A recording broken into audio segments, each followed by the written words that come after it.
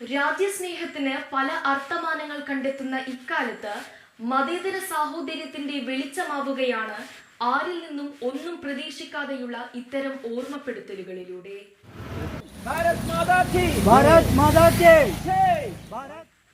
നമസ്കാരം, ഞാൻ ശ്രീലക്ഷ്മി നിജിത്ത്.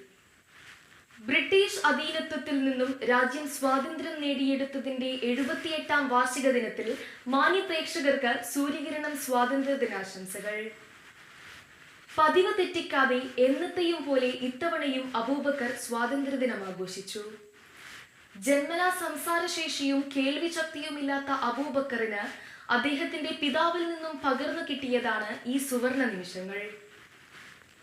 തന്റെ പിതാവിൽ നിന്നും സ്വാതന്ത്ര്യദിനത്തിന്റെ മൂല്യം എന്തെന്ന് തിരിച്ചറിഞ്ഞ ഇദ്ദേഹം അമൂല്യമായ ആ രാജ്യസ്നേഹം ഇന്നും കൈവിടാതെ സൂക്ഷിക്കുന്നുണ്ട്.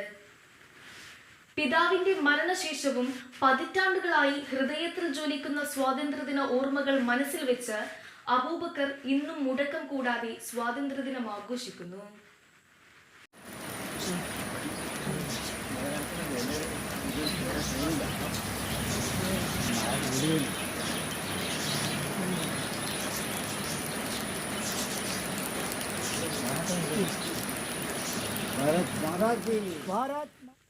സ്വാതന്ത്ര്യത്തിന്റെ വില എന്തെന്നറിയാത്തവർക്ക് ഒരു മാതൃകയാണ് നിഷ്കളങ്കമായ അബൂബക്കറിന്റെ ഈയൊരു മാതൃരാജ്യസ്നേഹം.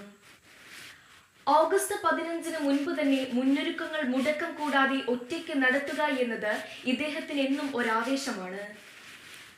പരിസരം വൃത്തിയാക്കിയതിനു ശേഷം റോഡിനൊരുവശം പൂക്കൾ കൊണ്ട് അലങ്കരിച്ചും ഗാന്ധിജിയുടെ വർണ്ണചിത്രങ്ങളും ഒരു നാൾ മുൻപ് തന്നെ അവിടങ്ങളിൽ അദ്ദേഹം സ്ഥാപിക്കും. മറുനാൾ സൂര്യൻ ഉദിച്ചതിനു ശേഷം ദേശീയ പതാക വാനിലുയർത്തി സല്യൂട്ട് സ്വീകരിക്കുന്ന കാഴ്ച ആദ്യകാലങ്ങളിൽ പലർക്കും ഒരു കൗതുകമായിരുന്നു. എന്നാൽ ഇന്ന് രാഷ്ട്രീയ ജാതിമത ഭേദമന്യേ പലരും അദ്ദേഹത്തോടൊപ്പം സല്യൂട്ട് സ്വീകരിക്കുവാൻ കാലത്ത് തന്നെ ഇവിടെ എത്താറുണ്ട്. പരസഹായമില്ലാതെ ഒരു വലിയ എഫർട്ടാണ് ഇത് ഇങ്ങനെ ഉണ്ടാക്കിയെടുക്കാൻ അദ്ദേഹം ചെയ്തിട്ടുള്ളത്. എല്ലാ ദേശാഭിമാനികൾക്കും ഒരു അഭിമാനവും ആവേശവുമാണ് അബൂബക്കർ. ഞാൻ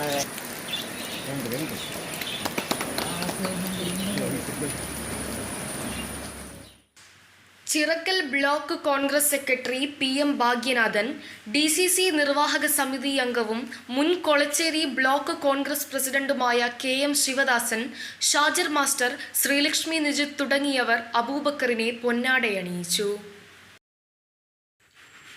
രാജ്യസ്നേഹത്തിന് പല അർത്ഥമാനങ്ങൾ കണ്ടെത്തുന്ന ഇക്കാലത്ത് മതേതര സാഹോദര്യത്തിന്റെ വെളിച്ചമാവുകയാണ് ആരിൽ നിന്നും ഒന്നും പ്രതീക്ഷിക്കാതെയുള്ള ഇത്തരം ഓർമ്മപ്പെടുത്തലുകളിലൂടെ.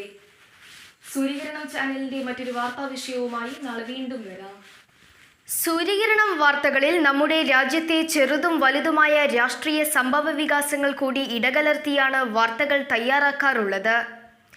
നമ്മുടെ രാഷ്ട്രവും രാഷ്ട്രത്തെ രാഷ്ട്രീയവും രാഷ്ട്രീയത്തിലെ നിരവധി രാഷ്ട്രീയ പാർട്ടികളും ഓരോ കാലത്തും എടുക്കുന്ന ഓരോരോ തീരുമാനങ്ങളും നിലപാടുകളും നാളെ നമ്മുടെ വരും തലമുറകൾക്ക് പഠിക്കുവാനുള്ള ചരിത്ര വിഷയമാകുമെന്ന ഉത്തമ ബോധ്യത്തിലാണ് എൻ്റെ വാർത്തകളിൽ ഇത്തരം വാർത്തകൾക്ക് ഞാൻ അമിത പ്രാധാന്യം നൽകുന്നത്.